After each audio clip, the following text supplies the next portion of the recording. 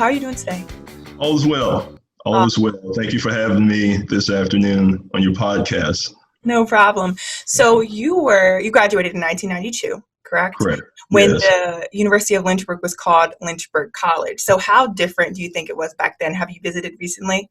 I haven't been on the campus. It's been several years, Yeah. but I know there's been a lot of changes over the years, which is great in terms of new buildings. Yeah. I remember Hopwood and the library and so forth. But I know there are a lot of new buildings. But when I was at Lynchburg, the campus was beautiful, and I Yeah. know it still is. But I know with new leadership and the growth of the university, one with the name change going to the University of Lynchburg Hmm.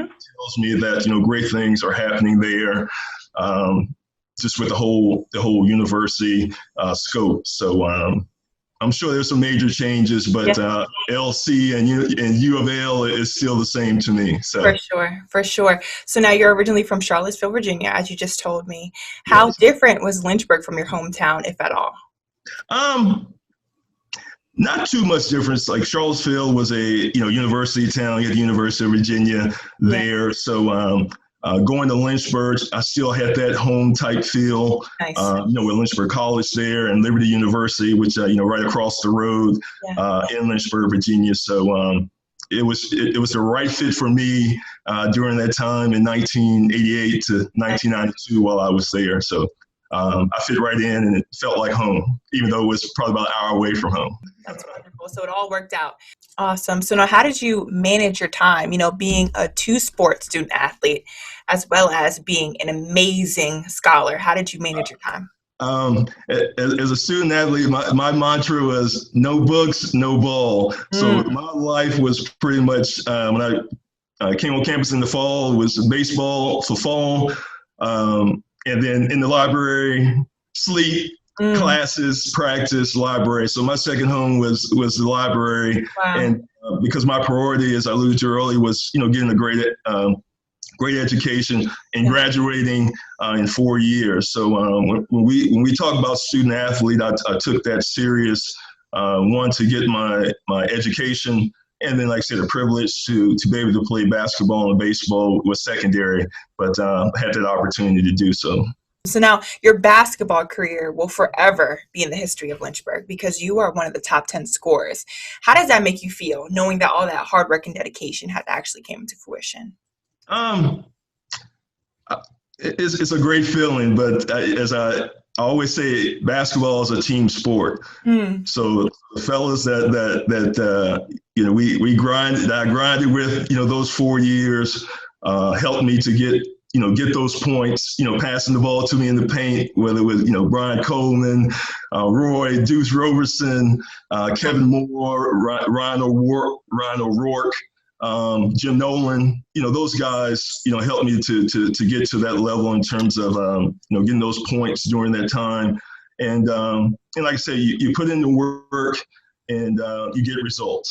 Mm, Like I said, it's a team sport, and you just focus on, I was more of a fundamental guy. Like I said, I was about 6'4". I played against some guys much taller, more athletic. But when you have that foundation of fundamentals in your sport, hey, you have a good chance of being successful. So I focus on the fundamentals, and like I said, my guys that I played with assisted me in getting to that next level and scoring and whatever, rebounding and so forth. And I had some great coaches as well with Coach Vonderbrink and Coach Davis that helped me hone my skills and just teach me about, I guess, basketball, but then after basketball, life lessons. mm, Basketball is all about life lessons that you can carry over to after you graduate, because it helps you deal with perseverance, learning how to win, learning how to lose, mm. teamwork. So, those guys and coaches, helped me, to this day when I think back of some of the memories that I have, being on the court. Awesome. So now you spoke about perseverance, Mhm. and your sophomore year in 1990, you were battling injury and you Yeah. persevered through that because your next 2 years, your junior and senior year, you were once again on the all conference ODAC team. How was that sophomore year for you? Can you tell us a little bit about that? Yeah, it was challenging. Coming in my sophomore year, battled cancer. I had cancer in my right foot, and I had surgery, had an amputation of my second and part of my fourth toe. And whenever you hear the C word, cancer, automatically you panic and you're afraid and you're scared.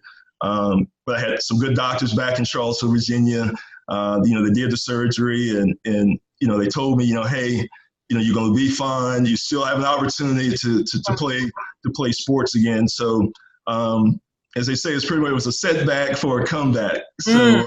So I was able, to work on my game after healing and rehab, and then come back my junior year, anxious to get back, on the court again.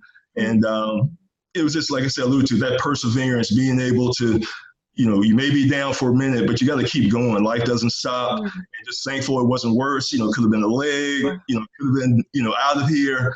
But I thank God for, doctors and my family, my mom, dad, and brother, and then my teammates, supporting me, during my recovery, and then coming back, being able to, to get back on the court again, on the baseball field again, to participate in sports. So it was a tough time, but when you look back on it, you're thankful that, God looked out for you and spared you, and to get back on the court and play the game that you love.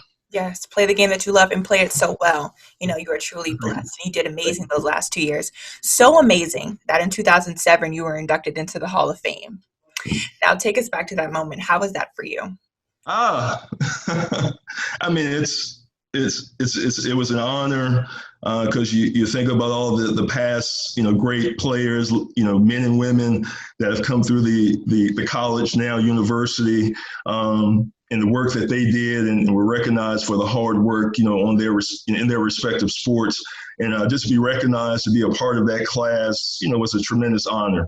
And as I alluded to, it was a culmination of coaches and players that helped me, and professors on the academic side, to help me to get that honor. And like I said, I look back on those 4 years, and it was just a beautiful experience, being on that campus and getting my education, graduating, and also, like I said, playing dual sports and making a difference on the teams, and that recognition was, I guess, the icing on the cake to a wonderful career at Lynchburg College.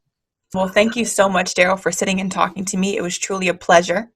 Likewise. And your legacy will forever live on in Lynchburg, which is super amazing. Well, thank you, Ms. Moden. I appreciate it. Thank you for having me this afternoon. Wish you continued success. Thank you.